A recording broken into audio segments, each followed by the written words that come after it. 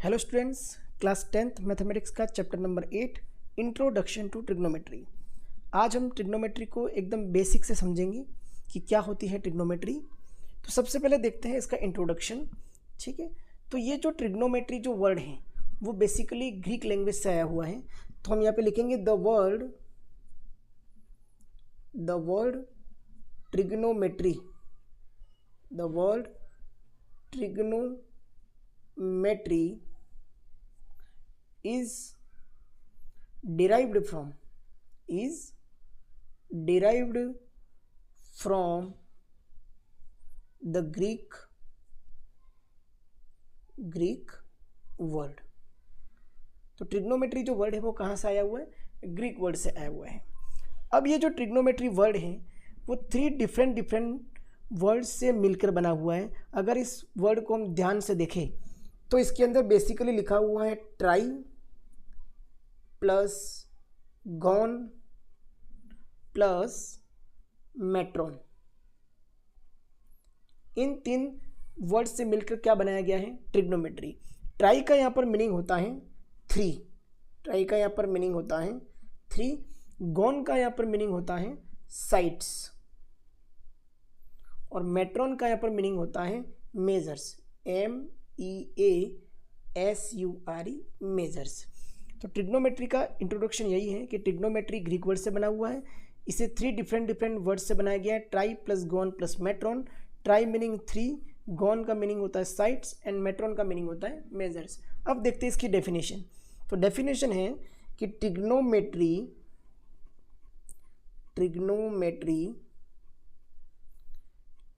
is the study of relationship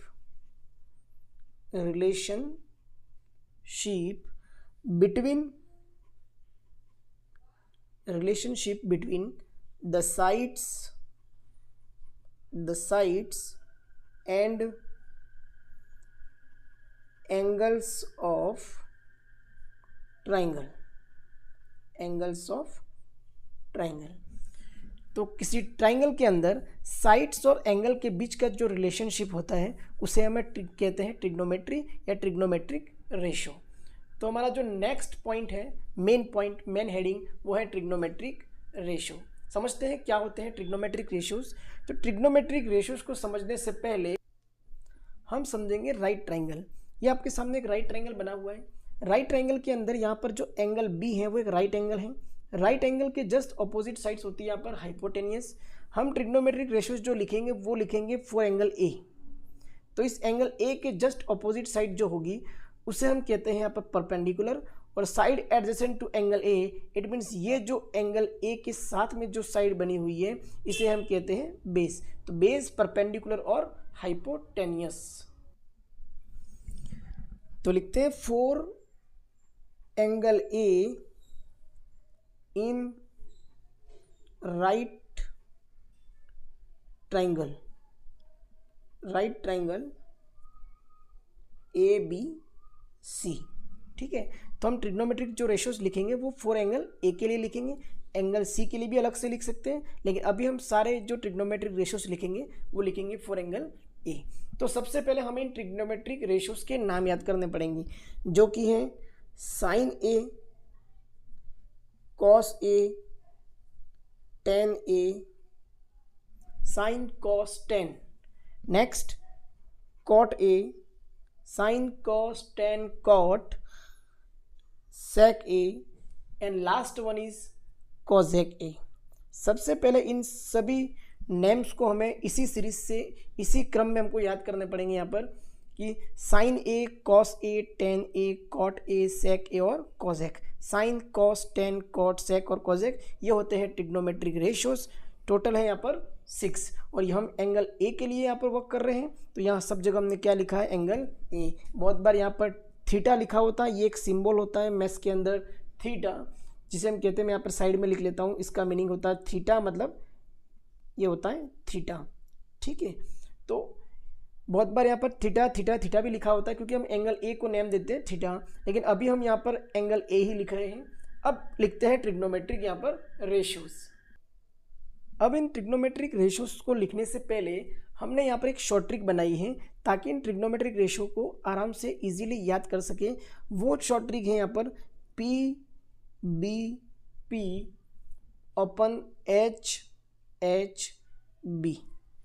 ये एक हमको याद करना पड़ेगा, पी बी पी अपन एच एच बी। इसी से हम लिखेंगे यहाँ से ट्रिग्नोमेट्रिक रेशो। तो सबसे पहले लिखेंगे साइन ए। क्या लिखेंगे यहाँ पर? साइन ए। तो साइन ए का यहाँ पर मीनिंग होता है, देखिए यहाँ पर लिखा है P open H, B upon H और पी ओपन बी। पी का मीनिंग होता है यहाँ पर परपेंडिकुलर, बी का मीनिंग होता है यहाँ पर बेस और एच का मतलब होता है यहाँ पर हाइपोटेनियस। तो सबसे पहले ये जो पी ओपन एच लिखा हुआ है वो होता है हमारा साइन ए। पी ओपन एच हमारे लिए क्या होता है? साइन ए होता है। पी का मतलब होता है यहाँ पर perpendicular, perpendicular open H for hypotenuse, hypotenuse. तो साइन ए हो गया हमारा परपेंडिकुलर ओपन हाइपोटेनियस। तो इस ट्राइंगल के अंदर हमारा जो परपेंडिकुलर है वो है यहाँ पर बी सी, ओपन हाइपोटेनियस है यहाँ पर हमारे लिए ए सी। इसी तरीके से हम नेक्स्ट ट्रिग्नोमेट्रिक रेशियो लिखेंगे वो है कॉस ए। तो कॉस ए होगा हमारा ये बीच वाला बी ओपन एच। बी का मीनिंग होता है यहाँ पर base upon hypotenuse, base upon hypotenuse. ठीक है, तो बेस हो गया हमारा यहाँ पर A B, upon hypotenuse is A C. Next trigonometric ratio है यहाँ पर tan है। तो P upon H, B upon H हो गया। तो नेक्स्ट हो जाएगा P ओपन B, इसको हम लिखेंगे perpendicular, perpendicular open B for base, जो कि परपेंडिकुलर है यहाँ पर BC, ओपन बेस है यहाँ पर AB। नेक्स्ट जो ट्रिग्नोमेट्रिक रेशियो है वो है कॉट ए। क्या है हमारे लिए? Cot A. अब हमें याद रखना है कि कॉट ए जो होता है वो tan का उल्टा होता है, मतलब P ओपन B का उल्टा हो जाएगा यहाँ पर B ओपन P। तो हम लिखेंगे यहाँ पर B for base, open P for हो जाएगा यहाँ पर परपेंडिकुलर, परपेंडिकुलर। ठीक है, देखिए tan ए जस्ट ऊपर ही लिखा हुआ है, tan ए था परपेंडिकुलर ओपन बेस, तो कॉट ए जस्ट इसका उल्टा हो जाएगा बेस ओपन परपेंडिकुलर। तो यहाँ पर बेस हो जाएगा हमारा ए बी, ओपन परपेंडिकुलर हो गया यहाँ पर बी सी। जैसे tan कॉट का उल्टा होता है वैसे ही सेक किसका होगा? सेक हो जाएगा हमारा कॉस का उल्टा हो जाएगा। ठीक है, तो यहाँ पर देखिए कॉस था हमारा बी ओपन एच, तो यहाँ पर सेक हो जाएगा एच ओपन बी हो जाएगा। तो एच का मीनिंग होता है यहाँ पर हाइपोटेनियस, हाइपोटेनियस ओपन बेस हो जाएगा बी फॉर बेस। हाइपोटेनियस को हम लिखते हैं यहाँ पर ए सी, ये रहा हमारा हाइपोटेनियस ए सी, और बेस हो जाएगा हमारा यहाँ पर ए बी। अब यहाँ पर लास्ट कौन सा है? कॉजेक ए। तो कॉजेक ए जो होता है वो साइन ए का जस्ट ऑपोजिट उल्टा होता है। जैसे पी ओपन एच साइन था तो इसका जस्ट ऑपोजिट हो जाएगा यहाँ पर कॉजेक ए। तो हम यहाँ पर लिखेंगे कॉजेक ए इज इक्वल टू, लिखेंगे कॉजेक ए क्या होता है? पी ओपन एच का उल्टा होता है एच ओपन पी। तो एच का मीनिंग हो जाएगा यहाँ पर हाइपोटेनियस, हाइपोटेनियस ओपन हो जाएगा यहाँ पर परपेंडिकुलर, परपेंडिकुलर।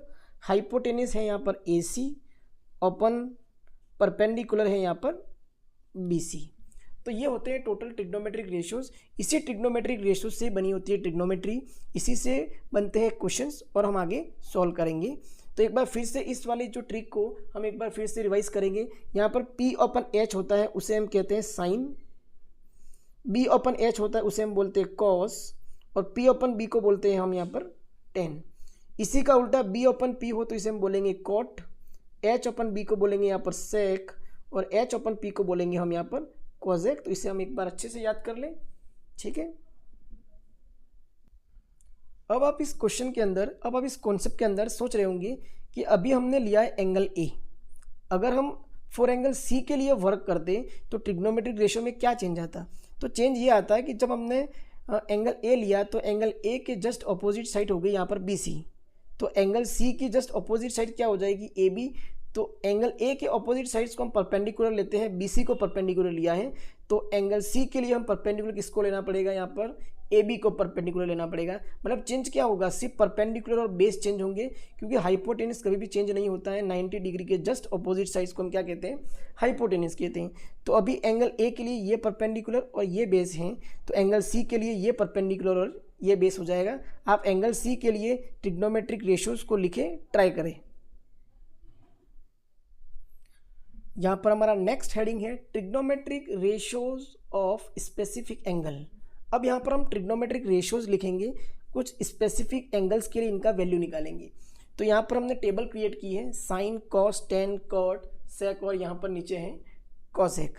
स्पेसिफिक एंगल जो हमने लिए हैं वो है 0 degree, 30 degree, 45 degree, 60 degree and 90 degree. सबसे पहले तो हम ये टेबल क्रिएट करना सिखाएंगे कि इस टेबल को हम कैसे बनाएंगे। बनाने के बाद इस टेबल को आप याद करने की भी कोशिश करें। तो देखते हैं कैसे बनाते हैं टेबल। सबसे पहले टेबल बनाने का जो तरीका है वो ये है कि यहाँ पर सबसे पहले ऊपर एक नंबर लिख लें, 0, 1, 2, 3 और 4।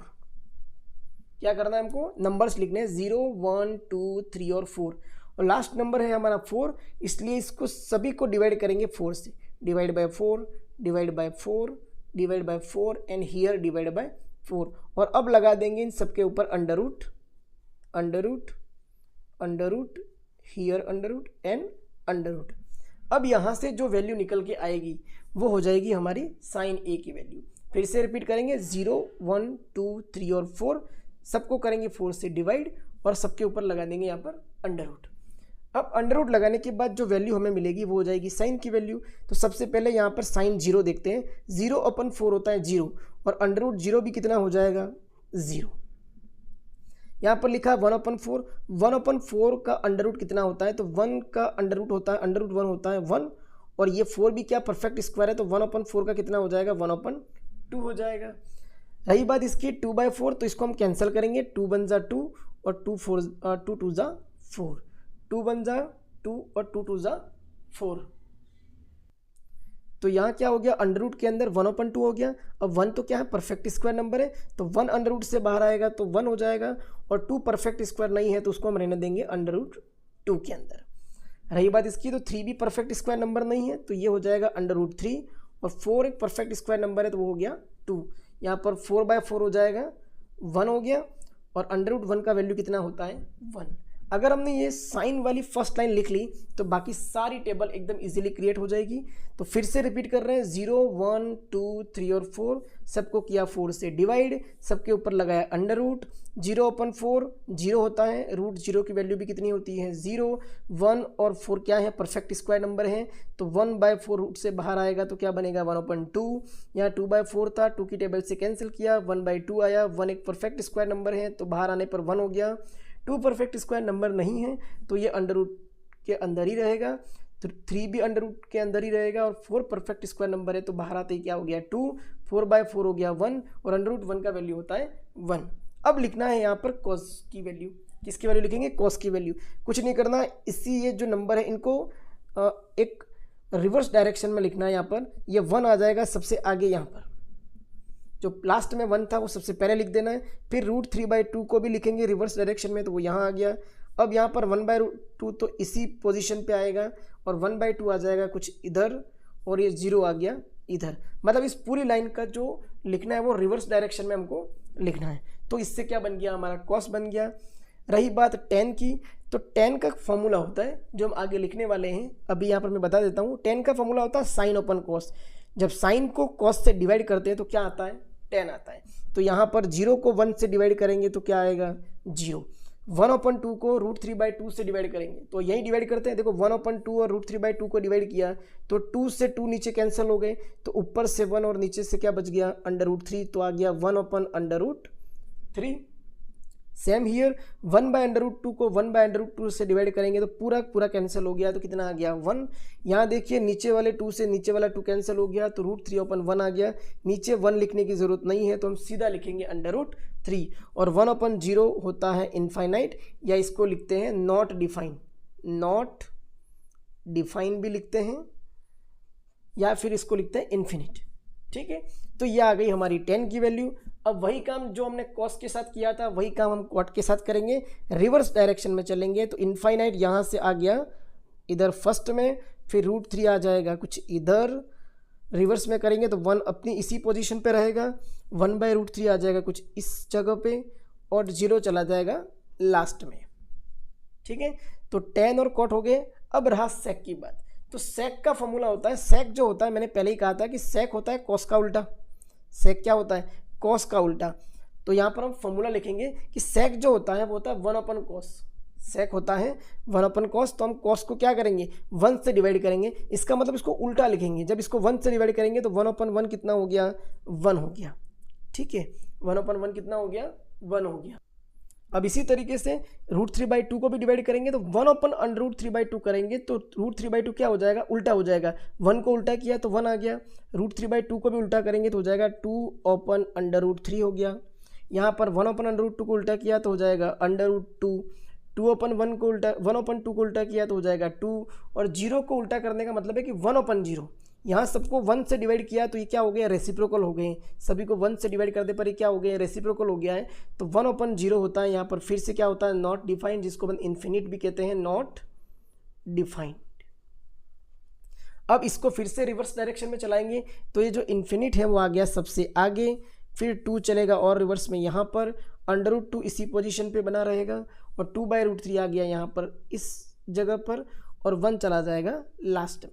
तो कुछ इस तरीके से हम इस टेबल को क्रिएट कर सकते हैं। हमें कोशिश करनी है कि टेबल की वैल्यू याद हो जाए। तो याद कैसे करना है? जैसे sin 90 का वैल्यू होता है 1, cos 0 का वैल्यू होता है 1, cos 60 का वैल्यू होता है 1/2, sec 45 का वैल्यू होता है √2, cosec 90 का वैल्यू होता है 1। तो इस तरीके से हमें सारी वैल्यू क्या करनी है? याद करनी है। अब कुछ बेसिक फॉर्मूले जो अभी मैं कह रहा था कि tan जो होता है वो sin/cos होता है, तो वो कुछ बेसिक फॉर्मूले यहाँ पर लिख रहे हैं, जिसके अंदर सबसे पहला फॉर्मूला है वो है sin A is equal to, formula होता है 1/cosec A, ठीक है।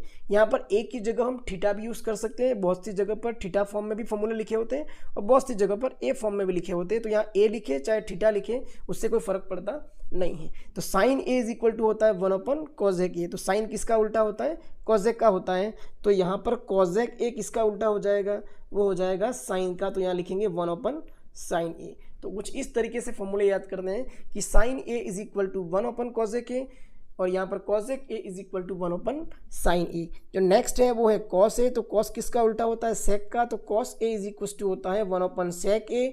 तो यहाँ पर sec हो जाएगा, sec A is equal to 1/cos A। Same तरीके से करेंगे अब tan के साथ।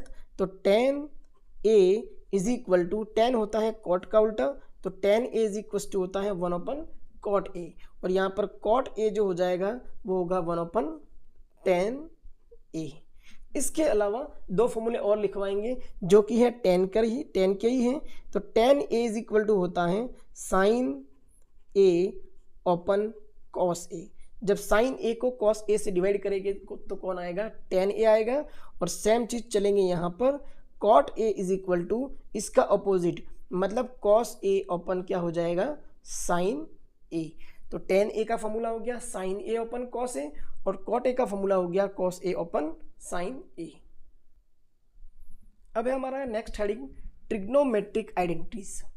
ये जो ट्रिग्नोमेट्रिक आइडेंटिटीज मैं यहाँ पे लिख रहा हूँ, उन ट्रिग्नोमेट्रिक आइडेंटिटीज को आपको अच्छे से याद कर लेना है, क्योंकि हमारी इसकी जो लास्ट एक्सरसाइज है ट्रिग्नोमेट्री की, वो सारी एक्सरसाइज इन ट्रिग्नोमेट्रिक आइडेंटिटीज पर ही क्या कर रही है? डिपेंड कर रही है। उसी से हम सारे क्वेश्चन सॉल्व करेंगे। अब इससे पहले जो फॉर्मूले बताए साइन कॉस के, वो भी हमें याद करने, और अब हम याद करेंगे ट्रिग्नोमेट्रिक रेशियोज, ट्रिग्नोमेट्रिक आइडेंटिटीज।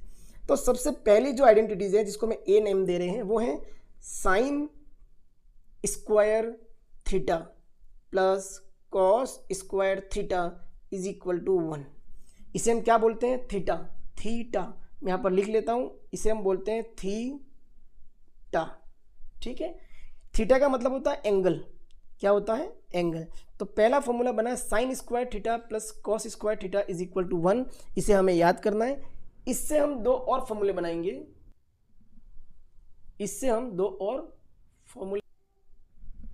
तो क्या करेंगे इसमें? साइन स्क्वायर थीटा को हम एज इट इज रहने देंगे, साइन स्क्वायर थीटा, और कॉस स्क्वायर थीटा को बाई टीपी करेंगे तो 1 माइनस कॉस स्क्वायर थीटा एक और फॉर्मूला बन गया। अब हम कॉस स्क्वायर थीटा को एज इट इज रहने देंगे और साइन स्क्वायर थीटा को बाई टी पी करेंगे तो हो जाएगा 1 माइनस साइन स्क्वायर थीटा। तो हमने इसी एक आइडेंटिटी से दो और आइडेंटिटी हमने यहाँ पर बनाई। अब हम यहाँ पर सेकंड आइडेंटिटी लिखेंगे और इसे भी हम याद करेंगे, जो कि है यहाँ पर 1 plus tan square theta is equal to होता है सेक स्क्वायर थीटा। तो हमारी सेकंड आइडेंटिटी क्या है, 1 plus tan square theta is equal to sec square theta. इससे हम फिर दो और बनाएंगे, इसी से क्या बनेगी, अभी हम क्या करेंगे 1 को रहने देंगे एज इट इज और 10 को करेंगे बाई टी पी, तो हो जाएगा sec square theta minus 10 square theta. अब हम 10 स्क्वायर थीटा को एज इट इज रहने देंगे और बाई टी पी किसको करेंगे, 1 को करेंगे, तो नया फॉर्मूला क्या बन गया, 10 square theta is equal to sec square theta minus 1। आपको थोड़ा अजीब लग रहा होगा क्या चल रहा है ये, लेकिन इन आइडेंटिटीज़ को याद करेंगे, क्वेश्चंस के अंदर अप्लाई करेंगे तो धीरे धीरे हमको ये क्या लगने लग जाएगी, ईजी लगेगी। तो नेक्स्ट आइडेंटिटी है हमारी, वो है 1 plus cot square theta is equal to cosec square theta. अब इस आइडेंटिटी से दो आइडेंटिटी और हम बनाएंगे, वो है सबसे पहले 1 को एज इट इज रहने देंगे यहाँ पर और कॉट स्क्वायर थीटा को बाई टी पी करेंगे तो हो जाएगा cosec square theta minus cot square theta. और अब कॉट स्क्वायर थीटा को एज इट इज रहने देंगे और 1 को बाई टी पी करेंगे तो हो जाएगा कोजेक स्क्वायर थीटा माइनस 1। तो हमारी जो मेन आइडेंटिटी है वो 3 ही है, लेकिन इन 3 से हमने कितनी बनाई, टोटल 9 आइडेंटिटीज और बनाई। तो इसको एक बार फिर से रिपीट करेंगे, sine square theta plus cos square theta is equal to 1, sine square theta is equal to 1 minus cos square theta, cos square theta is equal to 1 minus sine square theta. यहाँ पर 1 plus tan square theta is equal to sec square theta, तो 1 को हमने as it is रहने दिया और sec square theta को tan square theta को बाई टी पी किया सेक स्क्वायर थीटा के पास, तो हो गया sec square theta minus tan square theta. अब यहाँ पर टेन स्क्वायर थीटा को एज इट इज रहने दिया और 1 को बाई टी पी किया तो हो गया sec square theta minus 1। Same चीज़ यहाँ पर भी 1 plus cot square theta is equal to cosec square theta, 1 को हमने एज इट इज रहने दिया और कॉट स्क्वायर थीटा को बाई टी पी किया तो cosec square theta minus cot square theta. और अब हम यहाँ पर कॉट स्क्वायर थीटा को एज इट इज रहने दे रहे हैं और 1 को बाई टी पी कर रहे हैं तो हो जाएगा कोजेक स्क्वायर थीटा माइनस 1। ठीक है, तो ये कुछ बेसिक आइडेंटिटीज़ थी। इसके अलावा मैं कुछ और आइडेंटिटीज लिखवा रहा हूँ जो कि कभी कभार पूछ ली जाती हैं, अपने सिलेबस से इस साल हटा दिया गया है ये, ठीक है, लेकिन फिर भी हमें कम से कम आइडेंटिटीज, छोटे छोटे फॉर्मूले हैं वो पता होना चाहिए, जो कि है यहाँ पर कॉम्प्लीमेंट्री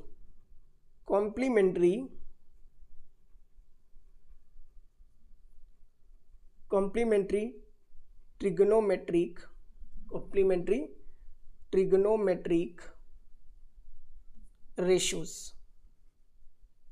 ठीक है, ये सिलेबस से इस साल हटा दिया गया है, लेकिन फिर भी कभी कभार क्या होता है क्वेश्चन पूछ लिया जाता है, तो हमें कम से कम आइडेंटिटीज पता होनी चाहिए, जो कि सबसे पहले हैं sine 90 minus theta, sine 90 minus theta जो कि होता है कॉस थीटा, तो यहाँ साथ में हम लिखेंगे दूसरी वाली कॉस 90 माइनस थीटा जो कि हो जाएगा साइन थीटा। नेक्स्ट है हमारा यहाँ पर टेन 90 माइनस थीटा जो कि होता है यहाँ पर कॉट थीटा, तो कॉट 90 माइनस थीटा हो जाएगा यहाँ पर टेन थीटा।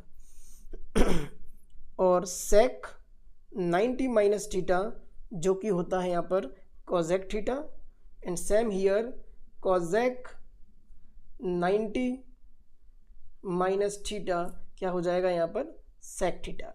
तो अब हमने सारी आइडेंटिटीज पढ़ ली हैं। इन आइडेंटिटीज़ को, इन ट्रिग्नोमेट्रिक टेबल को और जो ट्रिग्नोमेट्रिक रेशियोज लिखवाए गए थे इन सबको अच्छे से याद कर लें, तो जब हम एक्सरसाइज करेंगे तो आपको ट्रिग्नोमेट्री एकदम ईजी लगेगी। Thank you.